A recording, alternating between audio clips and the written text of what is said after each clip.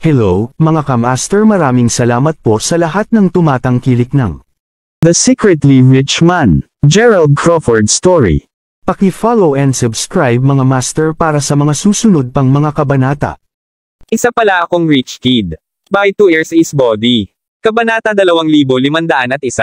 Hindi alintana, habang si Gerald ay nanatiling nabigla sa lugar, masayang idinagdag ni Finlay, Welly, 0.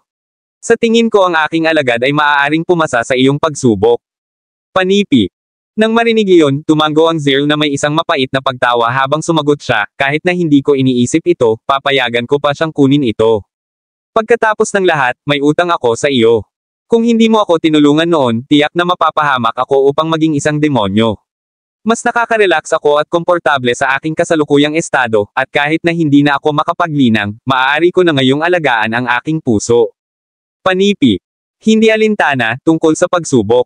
Inilagay ko ang Dragon Prime at ang aking angelic na mana sa dalawang lokasyon, at kung mahahanap sila ni Gerald, hindi lamang siya makukuha ang mahusay na demonyo, ngunit makikipag-usap din siya sa sekta ng Sol Una Deus.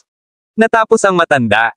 Iyon, sinasabi mo ba na handa kang ipasa sa angelic mana sa akin? Sagot ni Gerald na malinaw na nagulat nang marinig iyon. Bilang ito ay naka-out, si Finlay ay nakaaspeto na ang daan para sa kanya. Sa katunayan, ngunit hindi ito kasing simple ng tunog. Kahit na matapos mong makuha ang Dragon Prime at tanggapin ang aking mana, kailangan ko pa ring gumawa ng iba pa para sa akin. Sagot ng Zero. Ang panunod habang si Finlay pagkatapos ay lumingon sa kanya bago tumango, isang malinaw na indikasyon na dapat tanggapin ni Gerald ang alok. Sa huli ay tumango din si Gerald habang sumasagot, susubukan ko ang aking makakaya. Upang matupad ang iyong kahilingan, Senyor. Panipi. Magandang sagot. Bueno. Pagkatapos mong mailipat at maging isang makalangit na pagkatao, kailangan kita upang magtungo sa sekta ng Sol Una Deus at makahanap ng isang babae na may pangalan ng Lady Jade. Sabihin mo sa kanya na naruroon ka sa aking ngalan, at sasabihin niya sa iyo kung ano ang susunod na gagawin, paliwanag ng Zero. Para sa konteksto, pabalik kapag nawasak ang aking katawan, nawalan ako ng pagkakataon na linangin sa isang mas malaking kaharian, at naisip ko na hindi ko kailanman may hihiganti ang aking sarili. Gayunpaman, dahil nagtataglay ka ng Herculean Primordial Spirit, kung pinamamahalaan mong makuha ang aking mana, magkakaroon ng pag-asa na mangyari iyon. Bukod dito, narinig ko rin mula sa Elder Quick na naghahanap ka ng isang tao na kinuha ng sekta ng Sol Una Deus, dagdag ni Zero. Tama iyon. Hinahanap ko ang aking kasintahan, na bukod, dahil ipinagkatiwala mo ako, gagawin ko ang aking makakaya upang matupad ang iyong nais, kahit na hindi ko mahanap ang Dragon Prime o makuha ang iyong mana sa wakas. Sagot ni Gerald. Shock lang bilang tugon, binigyan ng Zero si Gerald ng isang seryosong hitsura tulad ng sinabi niya, alam kong may napili ni Elder Quick ay hindi magiging masama. Alinmang paraan, mula ngayon pasulong, ikaw ang magiging alagad ko, si Gerald. Dahil sa ngayon ang iyong Panginoon, hindi lamang ako bibigyan ng pag-access sa Dragon Prime at Angelic Mana, kundi pati na rin sa dalawang makajos na kapangyarihan. Sa katunayan, bibigyan kita ng isang Angelic Artifact din. Panipi. Huwag lamang tumayo doon, Gerald. Lumuhod na. Hinimok si Finlay ng ngiti. Ang katotohanan ay sinabihan, ang Zero ay naghihintay para sa araw na ito sa loob ng edad. Mahalaga, ito ay medyo ilang sandali nang malaman niya na hinahanap siya ni Sanchez. Kahit na ang Zero ay hindi ganap na pinagkadalubhasaan ang pagbuo ng bangkay at ang kaharian sa Mangas pa sa oras na iyon, tinulungan siya ni Finlay, tinulungan siyang talunin si Sanchez at ang iba pa sa tuwing sila ay bumalik. Ang lahat ng tinanong ni Finlay bilang kapalit ay para sa kanya na bigyan siya ng kanyang Dragon Prime at mana at sa huli, sa wakas ito ay nangyayari. Alinmang paraan, mabilis na lumuhod si Gerald sa harap ng Zero, hindi lamang dahil sa Dragon Prime at mana, ngunit din dahil ang matandang tao ay nararapat na igalang si Gerald. Sa huli, ang matandang ito ay isang taong nagawang maghari sa loob ng 3 realms minsan, at iyon ay isang antas na si Gerald ay hindi man mangarap na makamit sa kanyang buhay. Ngayon na ikaw ang aking alagad, dapat kang magmana ng bahagi ng aking pamagat, Gerald. Ang pamagat ko ay si Zero Apricus Purpurea, kung hindi ka pa namamalayan. Dahil nagtataglay ka ng Herculean Primordial Spirit at lubos na may talento sa bot, binibigyan kita ng pamagat ng Zero Apricus Hercules. Kapag na-transmigrate ka sa Celestiality, magagawa mong magpatibay ng pamagat na iyon. Ipinahayag ang Zero sa isang benign tone. Kasunod nito, pinch niya ang kanyang mga daliri ng tibak at dalawang sinag ng gintong ilaw ay biglang lumipad sa noo ni Gerald. Hawakan mo ang iyong hininga at tumutok, Gerald. Ituturo ko sa iyo ngayon ang dalawang makajos na kapangyarihan. Ang kaharian sa Mangas, at ang mandirigma ng Bid-Asian. Kabanata 2502. Habang patuloy na itinuro ng Zirl ang noo ni Gerald, sa lalong madaling panahon natanto ng batang lalaki na alam niya ngayon ang dalawang bagong mahiwagang chants. Tulad ng ipinangako ng Zirl, magagamit na ngayon ni Gerald ang mga makajos na kapangyarihan ng kaharian sa Mangas at mandirigma ng Bid-Asian. Matapos makuha ang aking mana, siguraduhing lubusang linangin ang iyong bagong nahanap na makajos na kapangyarihan, pati na rin ang iyong umiiral na pamamaraan ng pagbabagong anyo. Gawin iyon ng matagal at tiyak na makakaharap ka ng anumang bilang ng mga kaaway, pati na rin ang anumang mga pagdurusa sa langit. Ang pagsasalita tungkol sa paglilinang, ang iyong kasalukuyang katawan ay sinadya lamang para sa normal na paglilinang. Sa madaling salita, hanggang sa pumasok ka sa kaharian ng Datos, hindi mo magagawang maayos na linangin ang iyong mga makajos na kapangyarihan. Panipi. Dahil ako ngayon ang iyong Panginoon at binigyan ka na rin ng maraming tulong, payagan akong ibigay sa iyo ang isang magic artifact upang matiyak ang iyong kaligtasan bago mo mahanap ang Dragon Prime at ang aking mana. Tinapos ang Zirl habang gumawa siya ng kilos bago ituro ang mga kamay ni Gerald. Kasunod ng isang maikling flash, tumingin si Gerald at nakita na ngayon ay may hawak na siya ng siyam na gintong banda. Tulad ng pagtataka ni Gerald kung ano ang ginawa ng mga banda, si Finlay, na ang mga mata ay bukas na bukas sa bahagyang inggit, ay hindi makakatulong ngunit tumawa bago ipahayag, ang aking salita, Zirl Apricus. At narito naisip kong walang nagmamahal sa aking alagad kaysa sa ginawa ko. Upang isipin na bibigyan mo talaga siya ng mga bandang 9 raid. Pinakamataas mo na ang artifact na ito sa buong buhay mo, tama. Panipi. Medyo marami. Hindi alintana, hindi tulad ng magagamit ko ito sa aking kasalukuyang estado, kaya maaari ko ring ibigay ito sa aking bagong tagapagmana. Sumagot ang Zirl na may isang walang magawa na buntong hininga. Nakikita ko. Isa kang maswerteng kapwa, alam mo na, Gerald. Alam mo ba kung ano ang ginagawa ng mga banda? Tanong ni Finlay sa isang tono ng cheery. Hindi eksakto, ungol ni Gerald na naramdaman na ang mga banda na 9 raid ay malayo sa karaniwan. Well, una, ang mga banda ay maaaring sumailalim sa lahat, anuman ang mga ito. Kapag nakagapos, ang pag-awit ng tamang spell ay magiging sanhi ng pakiramdam ng tao na nakakaramdam ng sakit, lahat ng sa pamamagitan ng kanilang 3 pranes at 5 kaluluwa. Sa pag-iisip nito, maaari mong pilitin ang taong iyon na sundin ka. Ipinaliwanag si Finlay. Hindi ba ito katulad sa magic gintong singsing na iyon sa paglalakbay sa kanluran? Sa totoo lang, ito ay tunog kahit na mas malakas kaysa doon. Hindi yun lahat. Maaari rin itong magamit bilang isang sandata. Ang isang solong welga na kasama nito ay sapat na upang tumago sa kaluluwa ng isang Diyos o Diablo, at masaktan din nito ang kanilang mga primordial na espiritu. Bukod doon, maaari mo ring matrigger ang isang patlang na slaying ng Diyos kung isusuot mo ang mga banda sa paligid ng iyong mga braso at pinagsama-sama. Ang sinumang nakulong sa loob ng bukid ay mahahanap ang kanilang mga sarili na labis na hamina, kaya't hindi ko maaring bigyang diin kung gaano kalaki ang kayamanan na ito. Natapos na Finlay. Ang aking salita. Ito ay tunay na isang kamanghamanghang regalo. Salamat, Master. Bulalas ni Gerald. Sige, tumira. Ibabahagi ko na ngayon ang mga na-raid bands, at sinusunod iyon, sasabihin ko rin sa iyo kung saan matatagpuan ang Dragon Prime at ang aking mana. Siguraduhing tandaan ang lahat ng ito, at huwag mo akong bigan. Sinabi ng Zirl bago gamitin ang kanyang diskarte sa pagbabagong anyo ng boses upang maipadala ang mensahe kay Gerald. Samantala, sa loob ng kaharian sa Mangas, ang galit na Blance Noir Double Lords ay maaaring marinig na sumigaw, ito ang lahat ng iyong kasalanan, Sanchez. Kung hindi mo kami niloko, wala kami. Nahulog sa malalim na hukay na ito. Panipi. Mahabang kwento, pagkatapos ng pagpasok sa hukay, bigla silang nakaramdam ng isang napakalaking puwersa na sumisipsip sa kanila sa loob. Dahil may pakiramdam si Sanchez na may isang bagay, mabilis siyang lumipad. Gayunpaman, iniisip na ito ay ang lahat ng bahagi ng ploy ni Sanchez, ginamit ng Blance Noir Double Lords ang kanilang avatar na lubad upang yank ang matandang lalaki kasama nila. Kapag nakarating sila sa ilalim, ang trio kasama si Sanchez ay nakasalalay pa rin sa lubad na agad na nagsimulang lumipad upang maghanap para sa exit, tulad ng inaasahan, hindi nila nahanap ang paraan, at hindi ito makakatulong na hindi lamang nila mahanap ang butas kung saan sila nahulog. Ang kanilang pagkabigo sa kalaunan ay humantong sa kasalukuyang eksena. Seryoso mo ba akong sinisisi? Kung hindi ito para sa iyong avatar na lubad, maiiwan ko ang lugar na ito noong nakaraang taon. Kinutya ang nagagalit na si Sanchez. Ano? Pangalawang kapatid, paano ka? Umungol si Lord Blanc. Malinaw mong hindi iginagalang siya kanina. Sa sinabi nito, dapat ako ang mag-iwan ng lugar na ito. Retort Lord Noir. Kalimutan ng paggalang sa kanya, hindi ka ba nahihiya na hindi iginagalang ang iyong nakatatanda? Nangungunang Lord Blanc. Inaasahan ba akong makaramdam ng takot? Payagan akong ipaalala sa iyo na ang iyong maliit na lubad ay walang tunay na kapangyarihan sa akin. Narito pa rin ako dahil ayaw kong palayain kayong dalawa sa aking paningin. Panipi. Retorted Sanchez habang itinaas niya ang kanyang kamay. Bago pa masira ng matandang lalaki ang kanyang sarili, gayunpaman, isang tinig ang biglang tumawag, panatilihin ang lubad ng avatar. Kung hindi man, maaari mo lamang makita ang iyong sarili na makitungo sa isang hindi inaasahang kalaban. Panipi. Habang ang Blance Noir Double Lords ay bahagyang naabak ng banyagang tinig na iyon, madaling sabihin ni Sanchez kung sino ang pag-aari nito.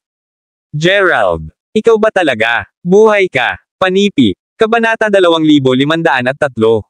Dahil ipinapalagay ni Sanchez na namatay si Gerald, maliwanag na inalog siya ng marinig. Ang boses ng batang lalaki. Siyempre, ako, at pinakamahusay na magpasalamat ka tungkol dito. Kung hindi man, may trap ka sa lugar na ito hanggang sa araw na namatay ka. Kinutya si Gerald. Habang totoo na si Gerald ay hindi pa rin sapat na makitungo kay Sanchez, nasa loob pa rin sila ng Mangas, at si Gerald ay mas pamilyar sa kung paano ito. Nagtrabaho ngayon ang lugar kumpara sa matandang iyon. Sa madaling salita, alam ni Gerald na hindi makakasama siya ni Sanchez dito. Alinmang paraan, hindi maiwasang tanungin ni Sanchez. Ano pa rin ang lugar na ito? At hindi ka. Antas ng paglilinang na mas mababa kaysa sa akin. Paano mo mananatili ang casual na ito sa sitwasyong ito? Panipi. Ano man ang kaso, tila alam mo kung paano makalabas sa lugar na ito, batang lalaki. Sa pag-iisip nito, pinakamahusay na mailalabas mo kami dito kung hindi mo nais na mapunit ka sa iyo na mag-shreds. Kinutya ang Blance Noir Double Lords, kapwa may nakataas na mga browser. Oh, kayong dalawa ay hindi ang mga buffest na lalaki na nakatagpo ko, kahit na tiyak na kabilang ka sa pinakadulo. Kaya plano mong punitin ako, Ham. At narito, iniisip kong dalhin ang lahat. 3 sa iyo na magkasama. Sa palagay ko ay ilalabas mo lang ang 2 sa iyo, kung gayon. Habang kasama si Sanchez, bakit hindi ka magpasya ang 2 kung sino ang iniwan ko? Retort Gerald. Ikaw. Ungol ang 2 Panginoon habang nanginginig sila sa galit. Gayunpaman, mabilis na idinagdag ni Lord Noir, kapatid, tila ang batang ito ay makaka-out sa amin dito. Bago tumugon si Lord Blanc, sinenyasan si Gerald na sabihin, walang dahilan para magsinungaling ako, magmadali ka at pumili o pipiliin ko lang ang isa sa iyo ng random. Mayroon kang 10 segundo 10, Siyam. Panipi. Wait. Ilabas mo ako rito. Nakiusap si Lord Noir. Ano? Pangalawang kapatid, paano ka? Umungol si Lord Blanc. Malinaw mong hindi iginagalang siya kanina. Sa sinabi nito, dapat ako ang mag-iwan ng lugar na ito. Retort Lord Noir. Kalimutan ng paggalang sa kanya, hindi ka ba nahihiya na hindi iginagalang ang iyong nakatatanda? Nangungunang Lord Blaine. Hindi pinapansin ang kanilang pag-agaw, si Gerald ay nagpatuloy lamang, 3, 2. Wait. Mali ako, kapatid na si Gerald. Mas malakas kaysa sa aking nakababatang kapatid, at kung pipiliin mo ako, babayaran ko ang iyong kabaitan sa aking buhay. Bulalas ni Lord Blaine, ayaw na matrap dito magpakailanman. Oh, musika sa aking tainga. Ang katotohanan ay sinabihan, isinasaalang-alang ko lamang ang pag-save ng isa sa iyo dahil gusto ko ng mas maraming mga henchman. Sagot ni Gerald. Hindi makinig sa kanya, kapatid na si Gerald. Malakas lamang kami kapag nagtutulungan tayo. Sa sinabi nito, bakit hindi mo kami ilabas sa halip? Nagmakaawa kay Lord Noir. Dahil iyon ang kaso, maaaring kailanganin kong isaalang-alang. Kayong dalawa ay nakakalungkot kumpara sa akin. Hindi alintana dahil nakilala namin dati, sa palagay ko alam mo kung gaano ako kalakas, Gerald. Idinagdag iyon sa katotohanan na naiwasan ko ang iyong buhay bago. Isasaalang-alang ko ang paggawa ng isang bagay para sa iyo kung ilalabas mo ako. Ipinahayag na si Sanchez. Shock lang bilang tugon, sinabi ni Gerald, kaya alam mo kung kailan magbubunga, Sanchez. Kagiliw-giliw na, nagsasalita ng alin, anong uri ka ng demonyo? Panipi. Bagaman sa halip ay nag-aalangan siyang sumagot, kalaunan ay sumagot si Sanchez, ako, 1,000 taong demonyo ng baboy. Isang demonyong baboy. Hindi nakakagulat na ikaw ay makapal na balat. Bulalas ni Gerald habang siya ay sumabog sa pagtawa. Clam it, ang ungol na si Sanchez na nagfumang sa puntong ito. Tiyak na mapunit niya ang batang lalaki na iyon sa pangalawang makakaya niya. Sige, hindi nakita binigyan ng panunokso. Anuman, kukunin ko ang lahat ng tatlo sa kondisyon na pinaglilingkuran mo ako sa sandaling napalaya ka. Deal, sagot ni Gerald. Bagaman ang lahat ng tatlo sa kanila ay hindi nasisiyahan sa mga ekspresyon, sa kalaunan ay tumango sila at ang pangalawa ay ginawa nila, 3 gintong banda ang nakarating sa kanilang mga ulo. Naiintindihan na nagulat, sinenyasan silang tanungin, ano ang mga ito? Ang mga artifact ng anghel na makakatulong sa amin. Panipi. Tumayo ka lang at manahimik, sagot ni Gerald at ilang sandali matapos silang sumunod, bigla silang sumakay sa hangin. Lahat ng nangyari pagkatapos ay isang malabo, ngunit kapag sa wakas ay pinamamahalaang nila upang tipunin muli ang kanilang mga bearings, nalaman nila na bumalik sila sa Yungib. Sa kanilang sorpresa, anuman. Nagawa na lang ni Gerald, ibinalik niya si Yusra at ang iba pa na dati ay lumukso din. Ang kanilang mga tren ng mga saloobin ay naputol nang marinig nila si Hawk na nagbuntong hininga bago ipahayag, anong kakilakilabot na karanasan. Salamat sa Diyos bumalik ako dito. Panipi. Alinmang paraan, ngayon na sila ay bumalik sa Yungib, lumingon si Sanchez kay Gerald bago sabihin, tila tunay na minamaliit kita, Gerald. Upang isipin na talagang pinamamahalaang mong masira ang pormasayo na nauna namin. Panipi. Tunay na matalino. Gayunpaman, dapat mong maunawaan na ang katalinuhan at karunungan ay dalawang magkahiwalay na bagay. Hindi mo ba itinuturing na ang pagpapalaya sa akin ay papatayin ka? Sagot, si Sanchez habang siya ay ngumisi. Kabanata 2504. Oh, sinasabi mo ba na babayaran mo ang aking kabaitan sa pagpatay? Sabi ni Gerald sa mapaglarong tono. Tumatawa bilang tugon, pagkatapos ay nag-retort si Sanchez, ang pagpatay ay papayagan kang madali. Gusto kong magduse ka. Upang isipin na ang isang brat na tulad mo ay maglakas loob kahit na gawin akong isumite sa iyo. Ipapakita ko sa iyo ang aking tunay na kapangyarihan ngayon kung ito ang huling bagay na gawin. Panipi. Kasunod nito, huminga ng malalim si Sanchez at ilang sandali, ang kanyang palad ay nakapaloob sa isang itim na ilaw. Nararapat kung gaano kalakas ang ilaw, ang nababalisa na si Yusra, na nanunood mula sa gilid, ay hindi makakatulong ngunit bulalas, tumigil kaagad kay Sanchez, Blance Noir Double Lords. Sa kanyang pagkadismaya, ang duo ay hindi mukhang masigasig sa paglipat ng 1 pulgada. Sa katunayan, halos tila sabik silang makita si Gerald na nagdurusa. Habang totoo na naisave sila ni Gerald, pinagbantaan din sila ng bata noon. Impyerno, halos nakuha niya silang pumatay sa bawat isa. Ito ay isang madilim na sandali para sa kanila, na ang dahilan kung bakit hindi nila nadama ang pagsisisi sa hindi pagtulong sa batang lalaki ngayon. Bukod doon, alam din nila na hindi talaga siya papatayin ni Sanchez. Pagkatapos ng lahat, kailangan pa niya si Gerald upang maihayag ang mga lihim ng libingan. Kung tungkol sa kung bakit siya ay kusang isinumite sa batang lalaki kanina ay malinaw na lamang upang masiguro niya ang pagtakas niya. Nanginginig ang pag-iisip, si Lord Noir pagkatapos ay ngumiti habang sumagot siya, huwag mag-alala, Miss Quarrington. Magiging ayos lang siya. Panipi. Ikaw. Bulalas ang nag-aalala na Yusra ngunit huli na. Sinimulan na ni Sanchez ang kanyang brutal na pag-atake. Gayunman, sa pagkabigla ng lahat, bago pa man mapalapit ang pag-atake kay Gerald, bigla itong nawala. Naiintindihan na nagulat, agad na natigil si Sanchez, ano? Paano? Bago pa niya makumplito ang kanyang pangungusap. Biglang nakaramdam si Sanchez ng isang bagay na pinipiga ang kanyang noo.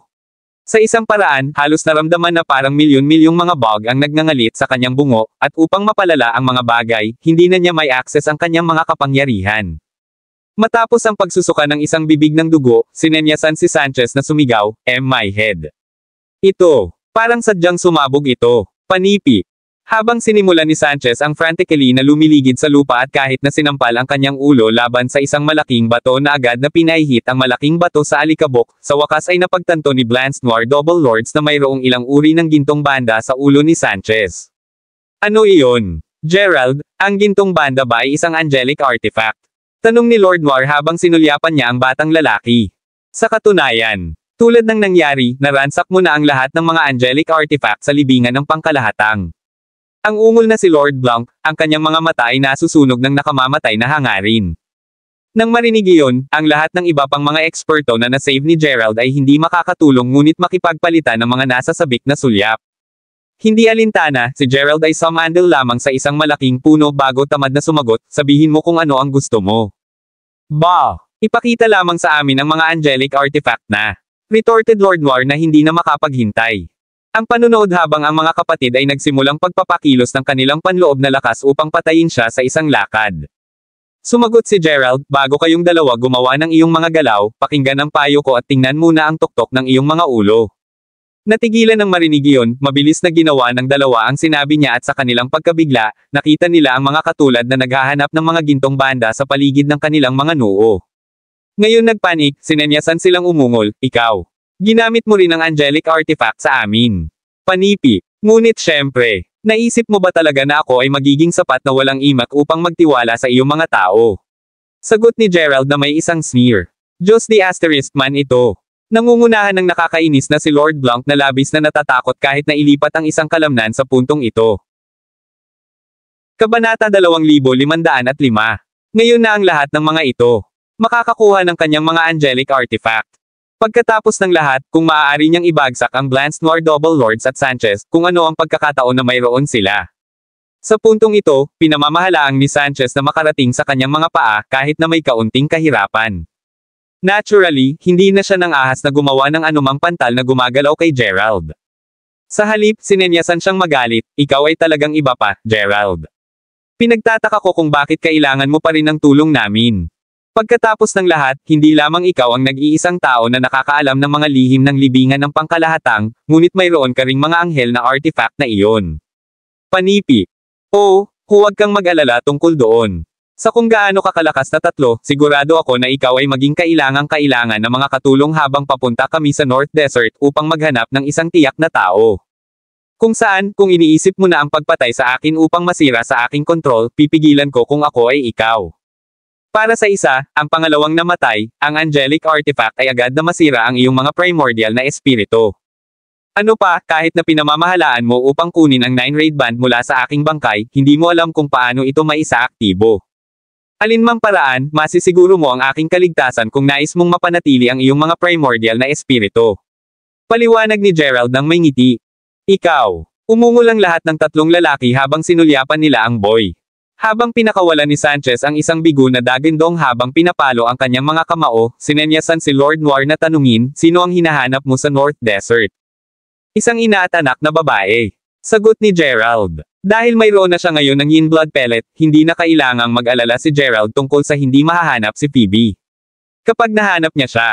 Pagkatapos ay tiyak na mahahanap niya ang pagbuo ng mga sinaunang mangkukulam at kung maayos ang lahat, pagkatapos ay makarating siya sa pagtatago ni Daryl.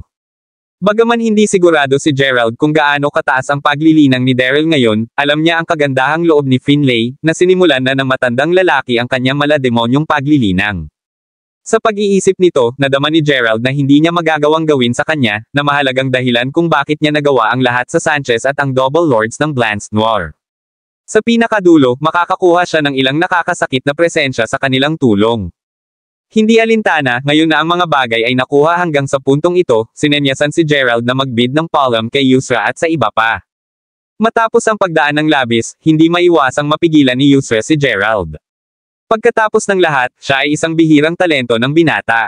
Sa huli, hindi niya maiwasang magtanong, magkakilala na ba tayo muli, Gerald?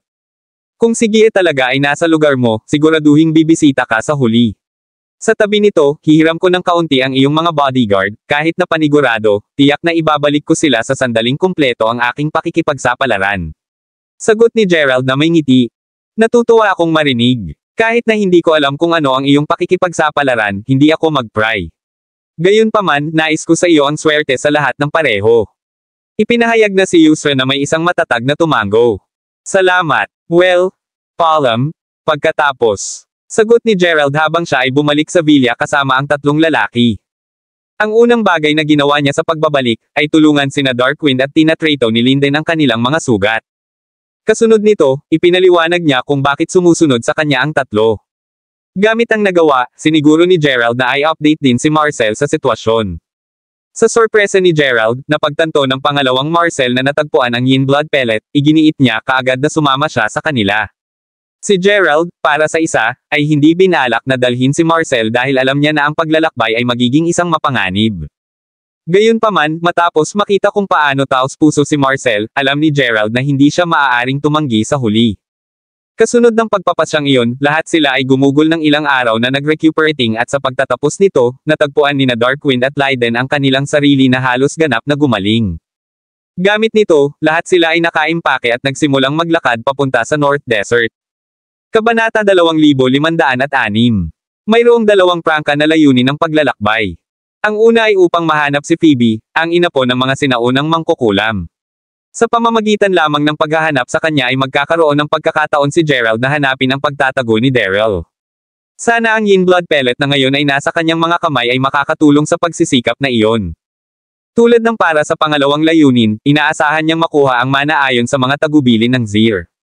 Pagkatapos ng lahat, tatayo lamang siya ng isang pagkakataon sa pakikipaglaban-laban kay Daryl at ang Sol una na sekta pagkatapos makuha ang mana. Habang totoo na ang antas ng paglilinang ni Gerald ay kasalukuyang isa sa pinakamataas sa lahat ng kaharian ng paglilinang, ang katotohanan ay nanatili na si Daryl ay nagsagawa ng malademonyong paglilinang, at ang mga mula sa sekta ng Sol una Deus ay nasa Datus realm. Sa madaling salita, siya ay isang anting sa kanila, na ang dahilan kung bakit tinitiyak niyang ganap na ihanda ang kanyang sarili bago harapin ang mga ito. Bagaman mayroon na siyang Sanchez at ang Blance Noir Double Lord sa ilalim ng kanyang utos, naramdaman pa rin niya na hindi siya nakahanda. Anuman, si Gerald at ang kanyang partido sa lalong madaling panahon ay natagpuan ang kanilang mga sarili sa loob ng North Desert. Dahil ang mga pellets ng yin at yang blood ay may mga ores na nakakonekta ang dalawa, nagawa itong magsilbing isang kumpas, na nangunguna kay Gerald sa tamang direksyon sa kanilang paglalakbay. Ang pool ay naging partikular na malakas sa sandaling nakarating sila sa desyerto sa hilaga ng Ceres Ridge, at sinenyasan nito si Gerald na sabihin, mula sa mga hitsura nito, dapat na malapit si Phoebe. Sa pag-iisip nito, ang partido ay tumungo sa pinakamalapit na bayan at nakahanap ng isang tavern upang magpahinga ng kaunti. Sa pagitan ng mga inumin, sinabi ni Sanchez, dahil malapit na siya, payagan akong gamitin ang aking diskarte sa paghahatid ng tunog. Upang palabasin ang isang dagandong na maririnig ng hindi bababa sa ilang libong milya. Sigurado ako na mapapansin niya kami noon. Panipi. Sanchez, isinasaalang-alang mo ba kung ano ang mangyayari sa mga nasa loob ng lungsod kung gagawin mo iyon? Sinusubukan mo bang panasan ang mga lokal na AWP, kinutya ni Darkwind? Napagtanto mo na mayroong hindi bababa sa 1,000 mga tao na nakatira sa lugar, di ba? Iminumungkahi mo ba na dahan-dahan kaming mag-scan sa bayan noon? Retorted Sanchez. Napabuntong hininga bilang tugon, pagkatapos ay umiling si Gerald bago lumingon upang tumingin kay Marcel at nagsasabing, mayroon ka bang mga lihim na code sa pagitan mo at ni G? Lerv Inc. Ilang araw na kaming naririto, at dapat niyang naramdaman ang iyong presensya ngayon, na nasa isip, bakit hindi siya lumitaw? Panipi. Si Gerald, para sa isa, ay nag-aalala na nakilala niya ang isang mishap, pagkatapos ng lahat, siya ang kanyang pangwakas na pagkakataon na hanapin si Daryl. Sa kasamaang palad, kahit na si Marcel ay tila nawawala habang sumagot siya, matapat, nagtataka ako sa parehong bagay. Dapat ay ipinakita niya ang kanyang sarili sa mga nakaraang taon. Panipi. Habang si Gerald at ang iba pa ay patuloy na tinatalakay ang bagay na ito, isang pangkat ng mga puting nakagagalit na lalaki ang biglang pumasok sa tavern. Kapag naupo sila, ang isa sa mga kalalakihan ay bumulong para sa kapakanan ng F***. Hindi ako makapaniwala na hindi rin tayo makakasira sa lambak pagkatapos ng mahabang pagkubkob. Panipi. Inaasahan ito. Ang babaeng halamang gamot na iyon ay nagtataglay ng sobrang bihirang mga halamang gamot, at ang sinumang kumukuha sa kanila ay tiyak na magagawang isulong ang kanilang paglilinang. Sa kasamaang palad, ang kanyang mga pormasayon ay napakalakas para sa amin. Panipi. Patuloy lang tayong manatili dito noon. Dahil na-trap na namin siya rito ng kalahating taon, hindi ko iniisip na maghintay ng isa pang taon o dalawa. Sigurado ako na sa kalaunan ay magugutom siya hanggang sa mamatay. Panipi. Dahil ngayon ay nasa hilaga sila, ito ay nagyayelo, at ngayon ay nakasalansan si Snow sa labas ng tavern, gayunpaman, si Gerald at ang kanyang partido ay hindi nababahala tungkol sa sipon. Sa halip nagulat sila dahil lahat sila ay nakarinig kung ano ang bumulong sa mga nakawan na lalaki. Ang higit pa, ang kanilang mga ores ay natatangi na kahit si Sanchez at ang Blancet No Double Lords ay hindi makakatulong ngunit makipagpalitan ng sulyap. Kabanata 2507. Mula sa masasabi ni Gerald, lahat sila ay mga malademonyong magsasaka. Pagkatapos ng lahat, ang kanilang mga ores ay naiiba sa paraan kumpara sa mga regular na magsasaka tulad ng Gerald at mga demonyong magsasaka tulad ni Sanchez. Kahit na nabasa niya ang tungkol sa mga malademonyong magsasaka bago sa isa sa mga libro ni Uncle Zeman, ito ang kanyang unang pagkakataon na talagang nakarating sa kanila. Maya-maya pa ay nag-ungulang nakasimangot na si Sanchez, kaya, nais nilang isawsaw ang ilang herbal na babae. Siya ba ang hinahanap natin? Si Sanchez, para sa isa, ay medyo nakasimangot sa buong paglalakbay kasama si Gerald. Ang tanging pag-asa niya sa ngayon ay para hanapin ni Gerald ang taong hinahanap niya sa lalong madaling panahon. Kung hindi, sino ang nakakaalam kung gaano katagal ang batang iyon ay magpapatuloy na kontrolin ang kanyang buhay. Anuman, mabilis na idinagdag ni Marcel, nagkaroon ako ng parehong pag-iisip, G. Crawford. Pagkatapos ng lahat, ang Phoebe ay hindi lamang sa parmasyutiko, kundi pati na rin sa lahat ng uri ng mga espesyal na pamamaraan at pormasayon. Panipi. Ang panunood habang tumango si Gerald, hindi maiwasang mapigilan ng Blanche Noir Double Lords, bakit natin ito tinatalakay? Kung nasa akin ito, nakuha ko na ang mga kalalakihan na iyon upang sabihin sa amin ang lahat ng alam nila. Panipi. Matapos maskrat ang kanyang baba, sa huli ay sumagot si Gerald, sige, sumama na doon, kung gayon. Habang totoo na ang apat ay mga demonyo na magsasaka, ang kanilang mga kapangyarihan ay matapat na mapamamahalaan, at matapos ng mga nakagagalit na lalaki ang kanilang alkohol, tumayo sila upang umalis, kahit na ang labas ay natatakpan ng nyebe, wala sa kanila ang nag-iwan ng anumang mga yapak sa likuran. Matapos maglakad ng kaunti, iminungkahi ng isa sa mga matatandang lalaki, sabihin mo, dahil hindi tayo makapasok sa lambak, bakit hindi natin masusunog ang buong lugar na ito gamit ang demonyong apoy, nakatatanda. Isinasaalang-alang ko iyon dati, ngunit kung itinatakda natin ang lahat, sa huli ay mawala tayo. Pagkatapos ng lahat, ang lahat ng mga kakaibang halamang gamot ng Herb Lady ay tiyak na masusunog sa proseso.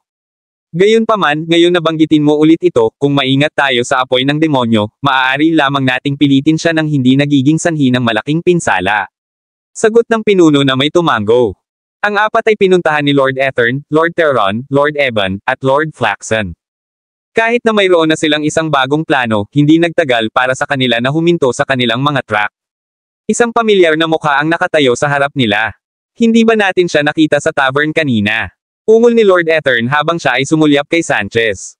Mas maaga, sigurado siya na si Gerald at ang kanyang partido ay hindi nakakapinsala, ngunit sa sandaling ito, nakakaramdam siya ng isang malakas na presyon na nagmula sa matanda. Upang isipin na ang isang nakatayo sa harap nila ay may tulad na mataas na antas ng paglilinang. Iyon ang sandaling iyon ang sinabi ni Sanchez, hoy doon, mga juniors. Gusto kong tanungin ka. J. Juniors, gaano katindi? Nagambala Lord Ethern. Paano nakakahiya? Dahil kailan ka lumaki na maging magalang na ito, Sanchez? Pilitin mo na lang sila. Nag-ungol ng dalawang tinig at makalipas ang ilang sandali, lumitaw ang Blanche Noir Double Lord sa dalawang beam ng ilaw. Sneering bilang tugon, nag-retort si Sanchez, ako ang pinakamalakas na pagiging nasa mundo. Ang pag-aapi sa mga juniors na ito ay magpapasaya lamang sa akin. Panipi. Oh, gupitin ng basura. Naghihintay pa rin sa amin si G. Crawford, alam mo, panipi. Sa puntong ito, ang apat na mga nakahod na lalaki ay nasa nagtatanggol na mga posisyon. Paano ang impyerno na ito ang tatlong napakalakas? Si Lord Faxon ay naramdaman lalo na mapagbantay, kaya't mabilis siyang nagtapon ng isang pamamaraan bago. Sumigaw, maghang doon, mga kapatid. Babalik ako ng mga pagpapalakas. Kasunod nito, nakatakas ang matandang lalaki. Kabanata 2508. Flaxen, ikaw ay madugong taksil, umungol ang tatlong iba pang mga Panginoon na lumaki ng labis na galit na ang kanilang mga mukha ay namula. Gayunpaman, wala silang oras upang manatiling galit dahil ang Blanche Noir Double Lords at si Sanchez ay gumawa na ng kanilang paglipat. Tulad ng aasahan ng isa, tumagal lamang ito ng isang solong pag-ikot para sa lahat ng tatlong mga Panginoon na gumuho sa lupa. Sa kanyang mga mata malapad na bukas, Lord Ethern stuttered, sino ang impyerno ikaw ay mga tao. Hindi mo kailangang malaman ang impormasyong iyon. Bukod dito, sabihin sa amin kung ano ang pinaplano mong gawin na, kinutya ni Gerald habang dahan-daang lumapit sa tatlong natalo na lalaki. Sino ang impyerno sa palagay mo ikaw? Ano ang iniisip mong madali akong sumunod? Ang ungol na si Lord Ethern nang marinig na, itinaas ni Gerald ang kanyang kamay at sa loob ng isang split segundo, ang Blanche no Double Lords ay nasnap ang pareho ng mga mahihirap na braso ng tao. Kung nais mo ang iyong iba pang mga paa na buo, huwag mo akong ulitin ang tanong, ungol ni Gerald. Nakatakot na ngayon, sumagot ang malubhang tao, mag-uusap ako. Mag-uusap ako. Tingnan, kami ang apat na tagapag-alaga ng sekta ng Nerve Devil, at narito kami upang subukang makakuha ng isang herbalist na ibigay ang kanyang mga kakaibang halamang gamot. Gayunpaman, nagtatago siya sa isang enchanted valley sa buong oras na ito, at hindi namin siya nakarating sa kanya. Panipi. Sino ang eksaktong herbalist na ito? Hindi ako sigurado. Ang alam ko lang ay siya ay isang disfigured matandang ginang na pinagkadalubhasaan ng sining ng herbalism at pormasayon. Siya ay nanatili sa lambak na iyon ng mga dekada, o kaya sinabi sa akin. Panipi. Nang marinig iyon, hindi maiwasang makaramdam si Gerald. Para sa isa, si Phoebe ay hindi matanda, at isang dekada na lamang siya rito. Ito ba ay nangunguna sa isa pang patay na pagtatapos? Ang kanyang pag-iisip ng tren ay naputol ng maikli nang umiling si Lord Noir bago sabihin, mukhang hindi siya ang hinahanap natin, kaya maaari rin nating iwanan ang mga taong ito at ipagpatuloy ang aming paghahanap para sa dalawa. Hindi napakabilis. 3 ka. Bakit hindi ko narinig ang sekta ng Nerve Devil dati, Ham? Nabibilang ka ba sa malademonyong paglilinang? Tanong ni Gerald habang naglalakad papalapit sa trio. Si Sanchez mismo ay hindi makakatulong ngunit magdagdag, sa katunayan. Nabuhay ako ng 1,000 taon at hindi ko pa natutunan ang gayong sekta. Panipi. Ang sekta ng Tiang Nerve Devil ay itinatag lamang sa paligid ng 27 taon na ang nakalilipas, kaya hindi ako nagulat na hindi mo pa kami narinig. Ano pa, palaging pinapaalalahanan tayo ng ating guro na huwag makialam sa secular na mundo o ang kaharian ng paglilinang. Muttered Lord Terran. Sino pa rin ang iyong Panginoon? Tanong ng dobleng Panginoon ng Blancetno. Kami, hindi sigurado, bihira kaming makakasalubong sa kanya, at ang kanyang kinaroroonan ay palaging isang lihim. Ang tanging bagay na masasabi kong sigurado na siya ay isang napakalakas at matandang magsasaka, sagot ni Lord Evan. Inaakala kong binigyan ka ng iyong Panginoon ng iyong paglilinang, kung gayon. Sabi ni Gerald, na hinihimok ang lahat ng 3 mga Panginoon na tumango. Nakikita ko, tila ang mga malademonyong magsasaka ay palaging nasa paligid, nagtatago lamang sa mga anino. Idinagdag ni Gerald na may isang pag-unawa sa pagtango. Mula sa mga librong nabasa niya, nalaman niya na ang mga malademonyong magsasaka ay labis na mahiwagang mga tao na nawala kasama ang kaharian ng Datos noong nakaraang taon. Impyerno, ang tanging impormasyon na alam niya tungkol sa malademonyong paglilinang ay si Daryl ay posibleng isang mahusay na diablo sa ngayon, lahat ng iba pa ay medyo sa hindi tiyak na teritoryo. Ito ay tumagal sa kanya ng ilang sandali, ngunit si Gerald sa kalaunan ay nagtaas ng kilay habang sinabi niya, hold on. Sinabi mo na hindi ka pinapayagan ng iyong Panginoon na makialam sa secular na mundo, kaya bakit mo 4 na sinusubukan mong kinubkob ang lambak? Panipi. Dahil sinabi sa amin ng aming Panginoon na makuha ang lahat ng mga halamang gamot na may kasanayan na may isang tiyak na hanay ng mga kakaibang halamang gamot. Ang herbalist na ito ay isa lamang sa kanila. Ipinaliwanag Lord Ethern. Aling mga halamang gamot ang tinukoy niya? Kabanata 2509. Nang marinig ang tanong ni Gerald, sinenyasan si Lord Ether na ibunyag ang ilang mga halimbawa ng mga halamang gamot na kanilang hinahanap at hindi nagtagal bago nadama ni Gerald ang kanyang mga mata.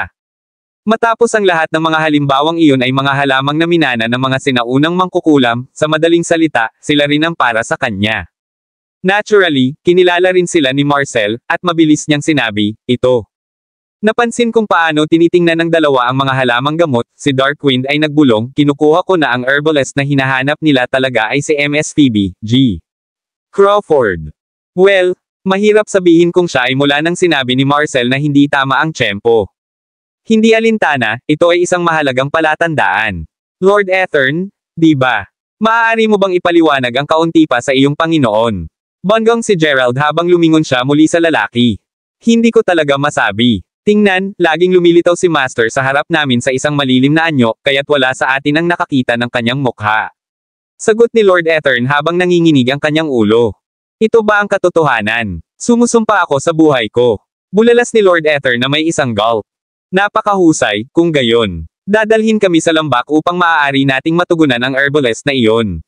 Sagot ni Gerald habang hinawakan niya ang 3 sa kanyang mga bisig, na hinihimok silang walang magawa sa direksyon na kailangan nilang puntahan. Pagdating sa pasukan ng lambak, gayunpaman, isang tinig ang biglang sumigaw, hihinto kasunod na, ang lupa ay nagsimulang mag-rumbling at lahat ng biglaang, 18 maskadong tao na nagbibigay ng itim na damit ay lumundag sa isang crack sa lupa. Kabilang sa mga ito, ang isa sa kanila ay umakyat bago ipahayag, nakikita ko na hindi ka nakakahamak ng mga tao, kaya bakit hindi mo ito pakawalan upang maayos nating talakayin ang mga bagay. Ang panunood habang pinapalibutan nila sila, hindi maiwasang mapansin ni Gerald na ang kanilang mga ores ay katulad ng sa Lord Etherns, well, medyo mas malakas kaysa sa matandang iyon. Nanginginig ang kanyang ulo, sinenyasan siya pagkatapos na tanungin, sino sila? Minsan pa, sumagot si Lord Ethern, sila ang 18 daga ng Hellfire, may kakayahang pagsamahin sa isa, at ang kanilang paglilinang ay magpalakas pagkatapos nito. Dahil pareho kaming naghahanap ng herbalist na iyon, bakit hindi lang tayo magtulungan? Sa iyong mga kakayahan at aming karanasan, tiyak na maiiwasan namin siya. Hindi na kailangang ipagpatuloy ang pakikipaglaban sa bawat isa, alright. Panipi. W. Sumasang-ayon ka. Mangyaring pakawalan kami upang maaari nating talakayin ng mapayapa ang mga bagay. Bamulong ang dalawa pa. Humihingi ng paumanhin, ngunit pareho kaming naglalakad ng iba't ibang mga landas.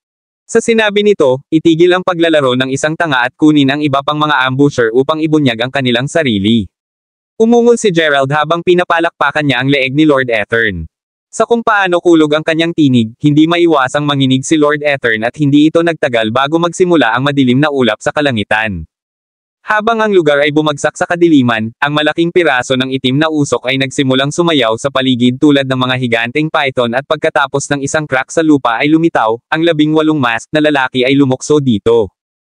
Kasunod nito, ang lahat ay napanood habang ang usok na tulad ng ahas ay nakipag-ugnay, na nagpapadala ng mga asul na pagsabog ng kidlat na lumilipad at bigla, ang lupa ay nagsimulang nanginginig tulad ng hindi pa dati. Ang kanyang mga kamay laban sa kanyang likuran, kinutya ni Sanchez, mukhang pinasok namin ang kanilang porma sayon, Gerald. Kaya tila, Blancet no double lords, protektahan si Marcel Sanchez at ilalagay ko ang kanilang porma sayon sa pagsubok. Inutusan si Gerald na hinihimok ang dobleng Panginoon na mabilis na gumawa ng kanilang paglipat. Ang pangalawang Marcel ay nasa pagitan nila, ang usok na tulad ng ahas ay nagsimulang tumaas muli at ilang sandali, ilang mga numero ang nagsimulang bumubuo. Kabanata 2510. Ang pormasyong ito. Pakiramdam nito ay pamilyar, ungol ni Sanchez. Parehong pag-iisip dito. Sa palagay ko ito ang pagbuo ng septelic perishment ng sinaunang sekta ng Black Dragon. Sagot ni Gerald. Hindi nakakagulat na naramdaman itong pamilyar, bagaman, hindi ba ang pormasyong ito ay nawala sa oras na ang nakaraan? Paano mo ito natutunan? Tanong ng nagulat na si Sanchez. Ang porma sayon ay naging isang maalamat na, tulad ng sinabi ni Sanchez, ay nawala sa pagtatapos ng sinaunang panahon. Mula lamang sa pangalan nito, maiisip ng isang tao na ang napakalakas na pagbuo na ito ay ginamit laban sa mga tao ng lupain ng Datos. Sa huli, gayunpaman, ang mga kaalyado ng Datos Realm ay pinamamahalaang upang sirain ang sekta ng Black Dragon, sa gayon ay humahantong sa pagkawasak ng lahat ng mga misteryoso at kakaibang porma sayon ng sekta. Naturally, siniguro nilang mapawi ang lahat ng mga ito upang matiyak na walang sinuman sa hinaharap ang makakapagbanta sa kanila ng ganyan muli sa hinaharap. Ano man ang kaso, mabilis na tumugon si Gerald, nabasa ko ang tungkol dito sa isang lugar. Gayunpaman, hindi nabanggit ng libro kung paano masira ang pagbuo. Sa sinabi nito, paano natin ito masisira? Pakiramdam ko ay hindi ito gagana ang brute forcing. Panipi. Nag-iisip ako ng parehong bagay, sagot ni Sanchez, na hinihimok si Gerald na sumimangot. Upang isipin na sila ay bumagsak sa isang kaaway na may akses sa tulad ng isang sinaunang porma sayon. Ang pag-iisip ng tren ni Gerald ay naputol nang marinig niya ang isang hindi pamilyar na boses na sumigaw, kayong dalawa ay lubos na may kaalaman. Bukod doon, gaano kaganda sa iyo na dumiretso sa aking pintuan, Gerald? Panipi. Kasunod nito, ang isang napakalaking figure ay lumitaw sa itaas ng usok na tulad ng ahas na umikot sa itaas ng porma sayon. Sa kung paano bingi ang tinig, ang nakagulat na si Gerald ay sumagot, alam mo kung sino ako. Siyempre, ginagawa ko. Alam ko rin kung ano ang narito ka. Kahit na pinamamahalaang mong makatakas mula sa libingan ng walang ulo, sisiguraduhin kung sa wakas ay ibababa ka rito. Umungol ang itim na figure habang siya ay tumungo sa usok at lumapag sa lupa. Sa bawat hakbang na kanyang ginawa, ang mundo ay tila nanginginig, at ang lahat na nakulong sa loob ng porma sayon ay hindi makakatulong ngunit gulp. Gayunman, nasnap sila nito nang biglang nagbigkas si Lord Ethern, Master. Mangyaring, iligtas kami. Panipi. Ano ang punto ng pag-save ng isang taong sinanay ko sa loob ng maraming taon na hindi rin matalo ang mga kalalakihan ni Gerald? Namumura ang figure habang nagpadala siya ng isang sinag ng itim na ilaw na lumilipad papunta sa kanila. Nagulat sa kung gaano karaming kapangyarihan ang hawak nito, agad na sumigaw si Sanchez, ano ang napakalawak na malademonyong aura. Mabilis. Dodge ito. Panipi. Sa kabutihang palad, ang dalawang darted sa tabi ay mabilis na sapat, at ang Blance Noir Double Lords ay nagawang i-drag din si Marcel sa tagiliran. Sa kasamaang palad, si Lord Ethern at ang iba pang dalawa ay hindi maswerteng, at ang pangalawa ang itim na ilaw ay tumama sa kanila, sumigaw sila sa sakit at sa loob ng ilang segundo, wala na sila. Sa pag-browse ng kanyang mga browser, sinenyasan si Gerald na tanungin, kaya, ikaw ang Panginoon ng sekta ng Nerve Devil. Ang pamagat na iyon. Iyon ay wala kumpara sa kung ano ang tunay kong may kakayahang, Gerald. Kaya sumuko na lang, maliban kung sa palagay mo maaari mong masira ang pagbuo ng septelic na pagbuo ng septelic. Pagkatapos ay muli, inamin ko na marami kang alam tungkol sa mga forma sayon. Patawa ako. Kinutya ang master ng sekta ng Nerve Devil. Kahit na si Gerald ay nagulat pa rin sa kung gaano kalaki ang nalalaman ng taong ito tungkol sa kanya, alam niya na hindi ito ang oras upang hamina, lalo na dahil ang isang ulap na tulad ng usok ay nagbubulusok sa kanila. Inaasahan na harangan ito, isinaaktibo ni Gerald ang lahat ng kanyang mga artifact ng magic ngunit sa kanyang pagkabigla, nag-bounce lang sila sa papasok na pag-atake. Habang ang pag-atake ay lumago ng mapanganib na malapit, ang lahat ng maaaring gawin ni Gerald ay ang paggamit ng lahat ng kanyang enerhiya upang makabuo ng isang hemisphere na kalasag ng ilaw. Sa kasamaang palad kahit na ito ay walang silbi, at ang kalasag ay nabasag sa isang instant, na nagre-resulta kay Gerald at ang iba pa ay bumagsak sa lahat ng mga direksyon. Kabanata 2511. Ang kanyang dibdib ay naramdaman na sumabog ito, at hindi ito nagtagal para sa dugo na lumabas mula sa kanyang bibig.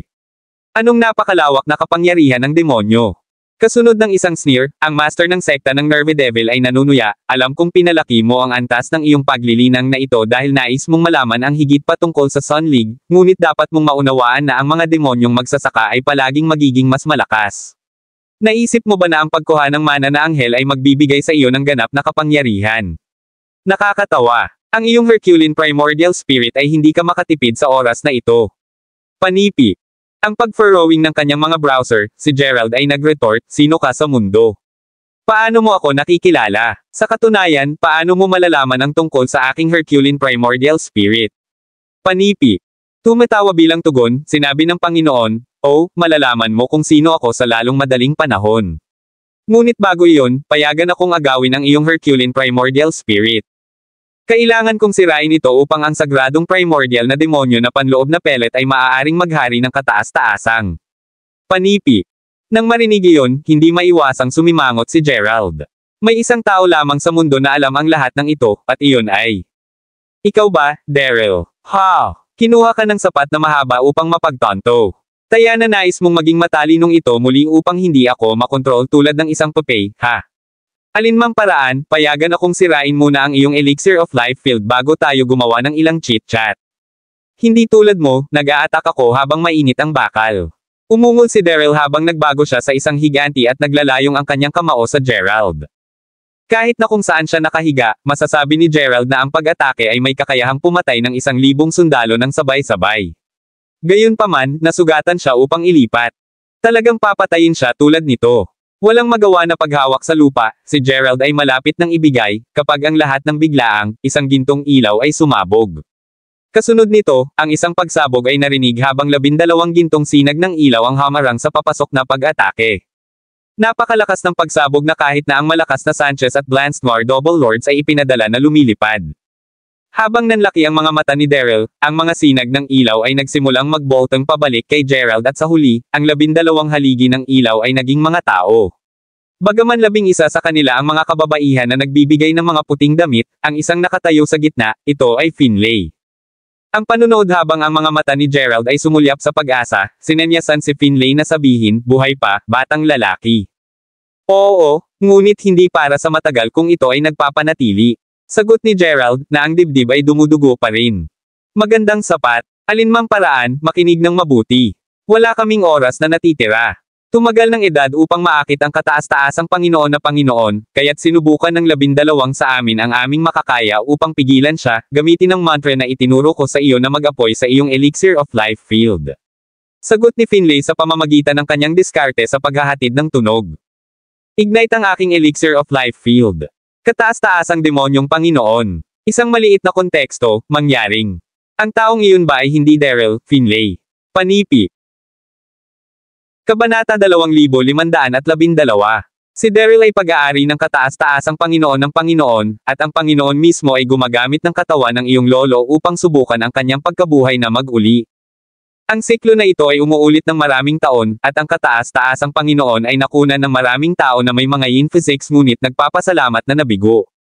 Lumaki ito ng walang kamay na ang sekta ng Sol Una Dios, o Sun League habang tinawag mo sila, ay aktibong sinusubukan na pilitin ang kataas-taasang Panginoon na ipakita ang kanyang sarili. Panipi. Upang higit na maiwasan ang mga pagsisikap ng kataas-taasang Panginoon, din nila ang pagkidnap sa mga taong may yin physics. Nakikita mo ba ang buong larawan ngayon, batang lalaki? Ipinaliwanag si Finlay. Kaya't ang katotohanan, kung gayon, kumusta si Mila? Tanong ni Gerald. Mabuti siya, ngunit ang iyong muling pagsasama ay nakasalalay kung maaari ba nating sirain siya sa oras na ito. Sumagot ang isa sa mga babaeng may puting robe. Iyon ay relieving na marinig pa rin, tulad ng nangyari, ang Sun League ay hindi mga villain. Simpleng dinukot nila ang mga tao tulad ng kanyang pangalawang tiyuhin na si Mila at Leo para sa higit na kabutihan. Ginawa nila na ang lahat habang masakit na sinusubukan na hanapin si Daryl sa pag-asa na pigilan ang kanyang mga plano, kung gaano marangal. Bukod dito, tila ang kataas-taasang Panginoon ay nagpaplano na sirain ang kanyang Herculean primordial na espiritu sa mabuting dahilan. Ito ay ang tanging bagay na sapat na makapangyarihan sa primordial devilish internal pellet. Mula sa naintindihan ni Gerald, upang maakit si Daryl, sadyang pinili ni Finlay na huwag sabihin sa kanya ang lahat ng ito. Pagkatapos ng lahat, si Daryl ay hindi hampasin maliban kung siya ay talagang sigurado na siya ay manalo. Sa lahat ng iyon, si Daryl ay hindi rin nagsisinungaling. Sa kasalukuyan, kinailangan niyang magkaroon ng hindi bababa sa 80% ng kapangyarihan ng kataas-taasang kapangyarihan ng Panginoon. Ang kataas-taasang Panginoon mismo ay dating isang mahusay na dyablo na pinatay ng mga Diyos sa panahon ng dakilang Antigone 1,000 taon na ang nakalilipas. Nakalulungkot, ang dyablo ay pinamamahalaang upang pagsamahin ang kanyang primordial na espiritu kasama ang primordial na panloob na pellet, kung saan siya ay nanatiling masigasig, naghihintay para sa araw na magagawa niyang mabuhay. Kahit na ang mga Diyos noon ay nagawang ibagsak ang dyablo, ang bawat isa ay kasing lakas ng kasalukuyang master ng sekta ng Sol Una Dios, at kinailangan nilang sumali sa mga puwersa upang puksain lamang ang hayop. Sa pag-iisip nito, walang sino man ang tunay na nakakuha ng ganap na muling nabuhay na kataas-taasang Panginoon na Panginoon, walang sino man kundi si Gerald at ang kanyang Herculean primordial na espiritu. Sa pamamagitan ng pag-awit ng mantra ni Finlay, makakaya niyang iguhit ang buong kapangyarihan ng espiritu ng primordial ng Herculean, ngunit bilang kapalit, ang kanyang primordial na espiritu ay mag-iiwan ng kanyang katawan, na nagreresulta sa lahat ng kanyang kapangyarihan na pinatuyo. Ang kanyang tren ng pag-iisip ay naputol nang marinig niya ang itim na higanteng umuungal, nagdala ka ng ilang mga alagad mula sa sekta ng Sol Una Dios, ha? Kaibig-ibig na pagsisikap. Mabuti, pagkatapos, payagan akong patayin muna kayong lahat bago ako pumunta para sa Herculean primordial spirit. Panipi. Matapos sabihin iyon, mabilis na nagsimulang pag-urong ang higanti, at sa sandaling tapos na ito, sinulyapan sila ni Daryl na may isang ngiti. Bago pa man magreaksyon ng sinuman, iniwasan na niya ang kanyang kamay, na nagpapadala ng isang napakalaking talim ng hangin na lumilipad papunta sa kanila. Ating formation. Umungol si Finlay habang siya at ang iba ay agad na nabuo ng isang malaking hadlang. Sa mga asul na ugat na nakaumbok mula sa noo ni Finlay, ang matandang lalaki ay sumigaw, "Magmadali, Gerald." Pag-snap mula rito, pinilit ni Gerald ang kanyang sarili sa isang posisyon sa pag-upo at pagkatapos ng paghinga ng malalim, siya ay frantically na sinimulan ang pag-awit ng mantra, at makalipas ang ilang sandali, ang mga sinag ng gintong ilaw ay nagsimulang sumisikat sa kanyang larangan ng Elixir of Life. Ito ang Nebula Mantra. Malapit sa pagtatapos, ginamit ni Gerald ang kanyang pangwakas na pag-iisip ng banal, at tulad nito, ang kanyang Elixir of Life field ay sumabog tulad ng isang labis na napuno na dam. Isang gintong Herculean primordial na espiritu na ngayon ay lumulutang sa harap niya, na nagpapalabas ng napakalawak na kapangyarihan. Kabanata 2513. Nanunood sa furry habang ang kanyang itim na talim ng hangin ay nawala, umungol si Daryl, anong kapangyarihan? Habang nagulat si Daryl upang ilipat, kinuha ni Gerald ang pagkakataon na sumigaw, "Pag-atake."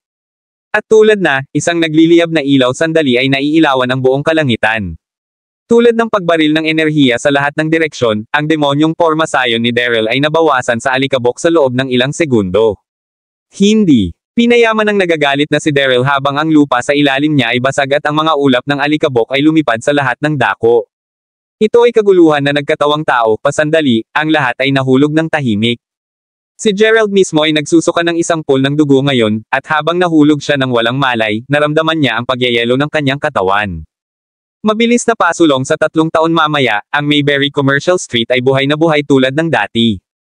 "Darling, Araw ng kasal ng iyong kapatid ngayon, hindi ba tayo pupunta ng mas maaga? Nagmanika ka ng iyong sarili para sa mga edad. Panipi. Fine, tatay. Bagaman, hindi ba pangalawang tiyuhin na mayroon na upang makatulong na mag-set up ng mga bagay? Bukod dito, ang aking kapatid ay dumaan sa napakaraming paghihirap, kaya tama lamang na tinitingnan ko ang aking ganap na pinakamahusay sa kanyang kasal. Sagot ni Jessica. Hayaan mo lang siyang gawin ang kanyang pampaganda, si Dylan. Maaari muna kaming magtungo sa hotel. Panipi. Ipagpalagay ko, maaari ring suriin si Peter at tingnan kung paano pupunta ang mga pag-aayos. Ngayon ay araw ng kasal ni Gerald, at pagiging batang master ng Mayberry, ang buong komersyal na kalye ay inaasahan na mas buhay kaysa dati. Ang batang lalaki ay ikakasal kay Mila, at hindi mabilang na mga tao ang dumating upang batiin sila. Alagaan mo ang aming anak, gusto mo ba, Marcel? Ano ang labis mong pagkabalisa? Itigil ang pagpisilsa. Nagungol ng isang babaeng nasa gitnang may edad. Ngunit paano hindi ako matutuwa sa kasal ni G. Crawford? Kung hindi niya kami dinala sa North Desert, hindi namin kailanman. Panipi. Sumusumpa ako sa Diyos, hindi ba tayo samasa ngayon na hindi na natin pag-usapan ang nakaraan? Ibinigay na niya ang pagkakataon na makuha ang mana na anghel, at si Finlay at ang natitira ay bumalik sa kanilang sariling mga lugar. Ito ang araw ng kanyang kasal ngayon, at nilinaw niya na nais lamang niyang mabuhay ng isang ordinaryong buhay kasama si Mila mula ngayon. Sa sinabi nito, hindi na muling banggitin ang mga bagay na iyon, nakuha iyon. Panipi. Fine, fine. Gayunpaman, ito ay isang awa dahil siya ay kwalipikado para sa papel. Panipi. Sinaksak ang likod ng kanyang ulo, ang babae ay nagngangalit, ano ang sinabi ko? Ito ay pagkatapos ng isang pagtawa ay narinig na sinundan ng tinig ng isang babae na nagsasabing, Hoy, ito si Marcel at ang kanyang asawang si Gerald. Lumingon sa tawa, ito ay naging isang nakakaaliw na Mila. Hawak niya ang braso ni Gerald, at si Gerald mismo ay hindi makakatulong ngunit ngumiti habang nanginginig ang kanyang ulo habang sumagot siya, ang mga normal na mag-asawa ay magiging lahat ng lovey-dovey pagkatapos muling pagsasama, ngunit ang dalawang ito ay patuloy na nag-aaway sa kanilang paglalakbay. Tila walang nagbago mula noon. Panipi. Nakangiti pa rin habang nanginginig ang iyong ulo. Isang masamang ugali na dapat mong baguhin ang isa sa mga araw na ito. Bukod dito, sino ang nagsabi na ang nakaraan ay hindi na dapat dalhin? Grumbled Mila habang siya ay pinched. Ang baywang ni Gerald. Fine, fine, hindi ko nasasabihin. Ngayon na sa wakas ay magkasama tayo, oras na upang magpaalam sa nakaraan, at mula ngayon, hindi na tayo muling hihiwalayin. Ngayon sa aming kasal. Panipi. Kasunod nito, inilagay ni Gerald ang kanyang braso kay Mila at habang tumunog ang mga kampanilya ng kasal, kaya natapos din ang grand saga na ito. The end. Maraming salamat mga Kamaster sa walang sawang pagsusubaybay, isang like, share, and subscribe naman dyan mga Kamaster. Abangan ang susunod pang mga kabanata.